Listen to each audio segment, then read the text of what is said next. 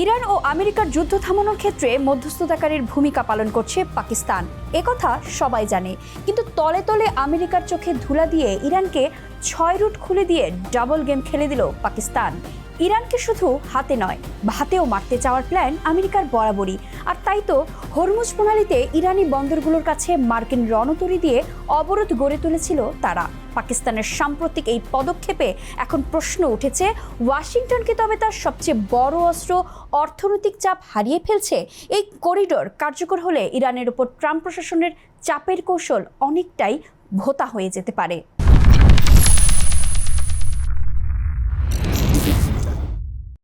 মার্কিন নৌ অবরোধে যখন ইরানের বন্দরগুলো শ্বাসরুদ্ধকর অবস্থায়, ঠিক তখনই পাকিস্তানের এই সিদ্ধান্ত যেন তেহরানের জন্য এক পশলা বৃষ্টির মতো।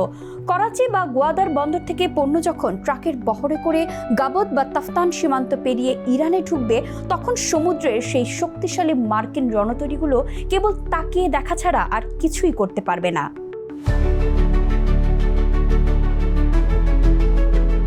পাকিস্তান এখানে এক অত্যন্ত বিপজ্জনক কিন্তু চতুর খেলা খেলছে।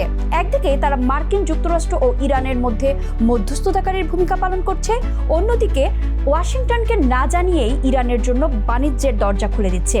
একে কি ডাবল স্ট্যান্ডার্ড বলা যায়? হয়তো, কিন্তু পাকিস্তানের জন্য এটি ছিল অস্তিত্ব রক্ষার লড়াই। আফগান সীমান্ত অশান্ত এবং ভারতের সাথে সম্পর্ক তলানিতে থাকায় মধ্য এশিয়ায় পৌঁছানোর জন্য ইরান ছাড়া তাদের হাতে কোনো বিকল্প নেই। ইসলামাবাদ এখানে পরিষ্কার বার্তা দিয়েছে, শান্তি আলোচনায় আমরা আছি, কিন্তু নিজেদের অর্থনীতিকে আমরা বলি দিতে পারবো না। ট্রাম্পের হাত ছেড়ে কি তাহলে খামেনির দেশকে বাঁচাতে এবার এগিয়ে এলো পাকিস্তানও? প্রশ্ন বিশেষজ্ঞদের।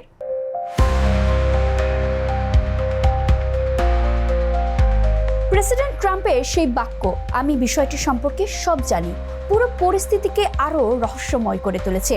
হোয়াইট হাউস কেন তাৎক্ষণিক কোনো কড়া প্রতিক্রিয়া দেখালো না? কূটনীতিবিদদের ধারণা, যুক্তরাষ্ট্র হয়তো পরিস্থিতি পর্যবেক্ষণ করছে।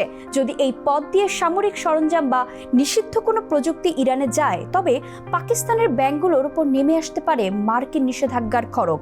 এমন পরিস্থিতির নেপথ্যে কি বেইজিংয়ের ছায়া আছে কিনা, এমন প্রশ্ন করছেন সমর বিশেষজ্ঞরা। কারণ এই নতুন রুটের সবচেয়ে বড় সুবিধাভোগী হতে পারে চীন। করাচি বন্দর থেকে শুল্কমুক্ত সুবিধায় পণ্য ইরানে পাঠানোর এই ব্যবস্থা সরাসরি চীন পাকিস্তান ইকোনমিক করিডোরের সক্ষমতাকে বহুগুণ বাড়িয়ে দেবে। এটি কেবল পাকিস্তান বা ইরানের স্বার্থ নয়, বরং এশিয়ার বাণিজ্য মানচিত্রকে পশ্চিমের নিয়ন্ত্রণ থেকে বের করে আনার এক বড় কৌশল হিসেবেও দেখা হচ্ছে। চীনের পণ্য যখন পাকিস্তানের স্থলপথ ব্যবহার করে ইরানে পৌঁছাবে, তখন মার্কিন ডলারের আধিপত্য এবং অবরোধের প্রভাব উভয়ই বড় চ্যালেঞ্জের মুখে পড়বে। এদিকে প্রেসিডেন্ট ট্রাম্প অবশ্য পাকিস্তান নিয়ে মুখ না খুলে হুমকি দিয়ে চলেছেন ইরানকেই। পাল্টা হুমকি জারি রেখেছে তেহরানও।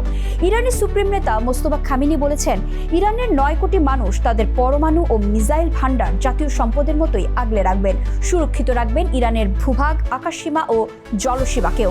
মোস্তফার দাবি, ইরানের সঙ্গে যুদ্ধে নাকি লজ্জাজনক হার হয়েছে আমেরিকার।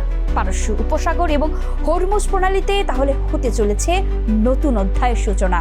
যুদ্ধ বন্ধে পাকিস্তানের মধ্যস্থতা এখন এক বড় অগ্নি পরীক্ষার সম্মুখীন। যুক্তরাষ্ট্র যদি মনে করে পাকিস্তান তাদের পিঠে ছুরি মারছে, তবে মধ্যস্থতাকারী হিসেবে ইসলামাবাদের গ্রহণযোগ্যতা শূন্যে নেমে আসবে। আবার ইরান যদি দেখে পাকিস্তান মার্কিন চাপ করিডোরটি বন্ধ করে দিচ্ছে, তবে তেহরানের সাথেও তাদের সম্পর্কের অবনতি ঘটবে। সব মিলিয়ে বেশ ঝুঁকি নিয়ে ফেলেছে ইসলামাবাদ।